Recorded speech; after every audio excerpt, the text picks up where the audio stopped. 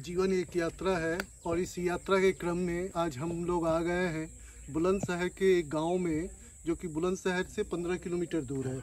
और हमारे साथ हैं सेना से रिटायर्ड 86 वर्ष के युवा।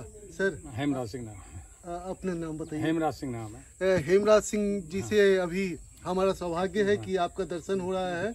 और जैसा हमने कहा 86 वर्ष के युवा हैं। गांव में रहने के लिए आपको कैसे प्रेरणा मिली? आपने गांव को ही क्यों चुना रहने के लिए? मेरा जन्म ही गांव में हुआ था और गांव में ही पाला परोसा बड़ा हुआ, पर गांव में ही पढ़ाई करी और गांव से फिर आर्मी में गया। और फिर गांव में पैतृक ज़मीन थी और गांव से जुड़े रहे, इसलिए गांव में शहर के मुकाबले गांव का जीवन अच्छा समझा मैंने। हाँ, तो आपने सेना में रहने के दौरान आपकी पोस्टिंग प्राय शहरों में या दूर जहाँ वैभव है, हाँ, जहाँ सारी सुख सुविधा है, वहाँ आप रहे। हाँ, और इसके बाद गांव में आके आपको, मुझे तो आश्चर्य लगता है कि आपको शुरू में थोड़ा दिक्कत हुआ होगा, फिर आपने क्यों? देखो ये सुनते थे पहले कि फौजी आदमी गांव में आके जल्दी एडजस्ट नहीं हो पाता जी, लेकिन मेरा व्यवहार ऐसा रहा जी कि मुझे गांव में आने के बाद कोई परेशानी नहीं जी, मेल मिलाप बड़ी अच्छी तरह और बड़ी अच्छी टॉप की खेती करी मैंने। मुझे सुनने में आया कि आपके साथ कोई दुर्घटना भी हुई थी। हाँ, कुछ ज़मीन खरीदी थी तो उसके पैसे हमने दे दिए थे, सिर्फ 70,000 रुपये रखे थे। मैं ट्वेल्व पे था, वहाँ से बेटा को लेकर आया, मन की भाई जब पैसा अपने पास है तो दे दो, अगला तगादा करेगा जब क्या फ़ायदा होगा। पैसा लेने के बैंक में बदमाश थे और वो बैंक के बाहर ही घूम रहे थे। वो हमारे पास पैसा लेकर आए तो हमारे पीछे लग लिए और हमें मालूम नहीं था कि ये बदमाश हैं। जब हम छपरा रेलवे स्टेशन पर आए तो हमारी मोटरसाइकिल खड़ी कर दी, मुझसे बैग छीन लिया। मैंने दोबारा झटका मार के बैग वापस छीन लिया तो उन्होंने गोली मार दी। और उस यहाँ बताना मैं उपयोगी समझूंगा कि उस दुर्घटना को से उबर कर और आप कभी ऐसा नहीं लगता है कि आप उसके भय के साए में कभी आप जिए हैं? नहीं, मैंने आर्मी में नौकरी, भय का तो कोई काम ही नहीं वहाँ। हाँ, हाँ। मैं तो यहाँ तक भी है, बदमाश से गोली मारी थी, वो मेरी आंखों में बारूद भर गई। अच्छा। गोली लगने के बाद भी आंखों में बारूद नहीं भरती तो हम बाप बेटा पर उन 3 बदमाशों को मार देते, इतनी हिम्मत थी।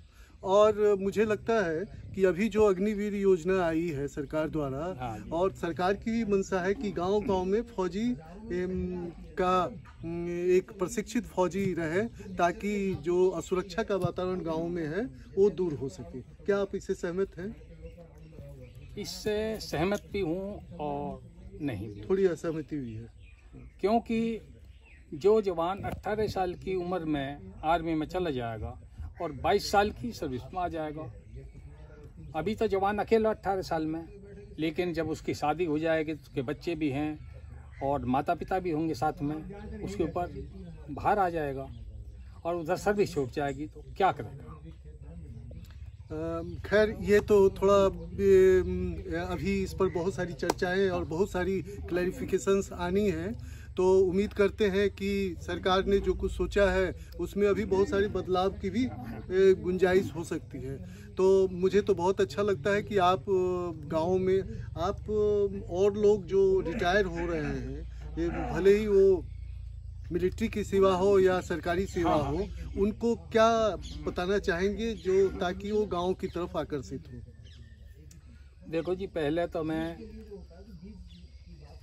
उम्मीद करता हूँ और गवर्नमेंट से भी रिक्वेस्ट करता हूँ कि 4 साल के बजाय जवान को कलर सर्विस कर दे 7 या 8 साल।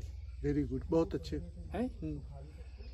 भले ही पेंशन ना दे, इकट्ठा पैसा देंगे, कलर सर्विस पूरी करने के बाद जवान आ जाए तो उसकी 7-8 सर्विस में कुछ पैसा कमा ले, वो अपना कुछ बिजनेस कर सकता है, बच्चे पढ़ा सकता है, माता पिता जी को सेवा कर सकता है।